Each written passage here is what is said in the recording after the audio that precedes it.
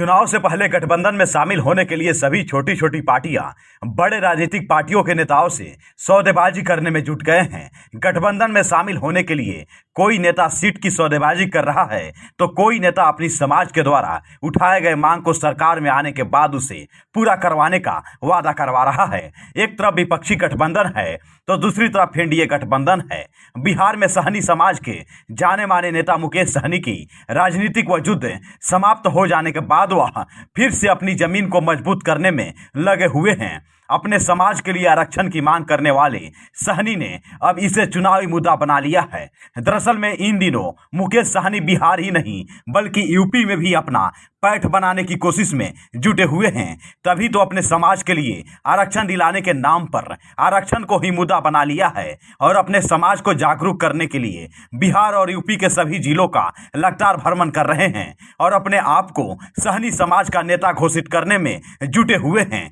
दरअसल में मुकेश सहनी अपनी निषाद आरक्षण संकल्प यात्रा के क्रम में सिर्फ अपने समाज के लोगों को जागरूक करते हुए कहा कि अपनी हक की लड़ाई खुद ही लड़नी होगी, कोई दूसरा हमारे अधिकार की लड़ाई लड़ने नहीं आएगा। मुकेश सहनी ने लालू यादव, रामविलास पासवान, नीतीश कुमार का उदाहरण देते हुए कहा कि इनके समाज के लोगों ने अपने अधिकार के लिए अपनी ताकत दिखाई, तभी उनका समाज आज आगे बढ़ सका है। आज जरूरत है कि हम संकल्पित होकर संघर्ष करें और अपनी हक की बात मजबूती के साथ रखें और अपने समाज के लिए संकल्पित हो, तभी हमारे समाज को हक और न्याय मिल पाएगा। मुकेश सहनी ने बड़ी संख्या में उपस्थित लोगों के हाथ में गंगाजल देकर अपने पार्टी का साथ देने और निषादों को आरक्षण दिलाने के लिए संकल्प करवाया और अपने समाज के लोगों के अंदर जोश भरते हुए मुकेश सहनी ने कहा कि आज़ादी के वर्षों बाद भी हम अपनी पहचान नहीं बना पाए हैं। आज देश का संविधान एक है,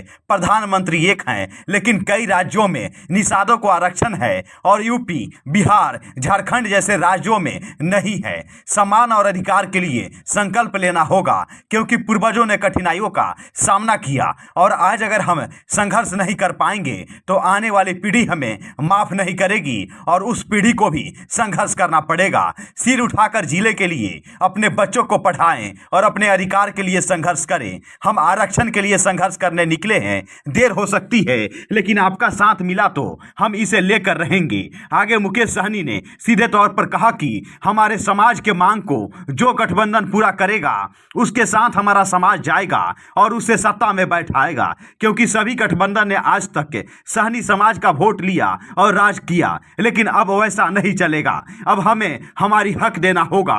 इसलिए जो पार्टी हमारे समाज की मांग को पूरा करेगा उसके साथ हमारे समाज का वोट जाएगा, चाहे वो बीजेपी हो या फिर विपक्षी गठबंधन हो। लगातार क्यास यह लगाया जा रहा है कि मुकेश सहनी बीजेपी से नाराज चल रहे हैं और इस नाराजगी का कारण यह है कि बिहार की राजनीतिक वजूद बीजेपी ने मुकेश सहनी की खत्म कर रखी है। इसलिए कहा यह जा रहा है कि मुकेश सहनी विपक्षी गठबंधन के साथ बहुत ही जल्द गठबंधन कर लेंगे।